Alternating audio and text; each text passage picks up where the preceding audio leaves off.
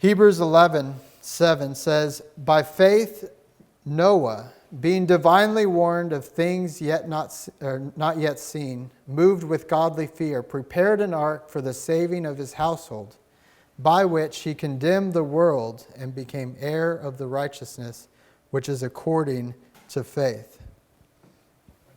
Now, we can never say that it was Noah's faith alone that accomplished this. It does say he did it by faith. By faith, Noah, according to faith. Faith is necessary. But what if Noah had just not built the ark?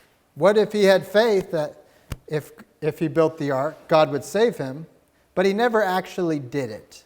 He never actually built the ark. He believed God, he had faith in God, but he didn't act. He didn't obey. Would he still have been saved?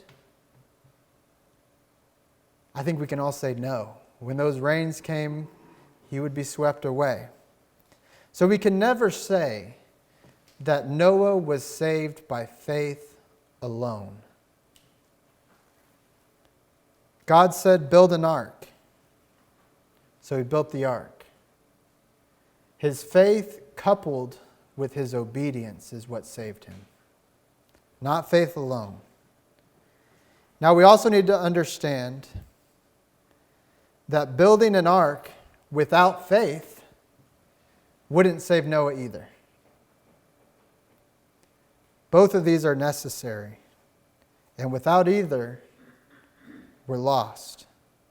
Mark 16:16 says, "He who believes and is baptized will be saved, but he who does not believe will be condemned."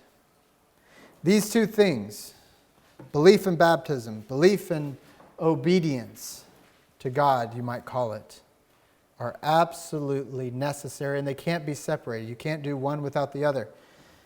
If you tell your child, "Eat your chicken," I know it's a funny picture, "Eat your chicken and your broccoli, and I will give you a cookie," right? There's two things that child has to do. Has to eat the chicken, has to eat the broccoli, and the reward is you get the cookie. And as a parent, would you give your child the cookie if they just ate the chicken and not the broccoli? Or if they ate just the broccoli and not the chicken? I'm trying to make this as simple as possible because I feel like I need to sometimes. You wouldn't. You would have the expectation that they would obey your commands and your requests. If you say, "Eat the chicken and broccoli," the child has to eat the chicken and broccoli. Likewise, God has given us clear instructions and criteria. He says, "He who believes and is baptized will be saved." You might say the chicken is the faith. We got to have the meat. We got to have the faith. The broccoli is the baptism. The cookie that we get at the end is our salvation. If we say that it's through faith alone, we are saying, we don't need to eat the broccoli. We'll just eat the chicken. God loves me. He'll still give me the cookie. Or, I'll just eat the broccoli. I'll just be baptized. I don't have to have faith. That would be absurd, wouldn't it? But so many today argue for chicken only. So many people, we need to make sure as advocates for baptism, whenever we have these discussions on faith and baptism, people are saying, "No, it's faith only." And we say, "No, baptism." And what it sounds like is we're saying broccoli and they're saying chicken. But we need to make sure that we're clear and we're saying, no, it's broccoli and chicken to get the cookie.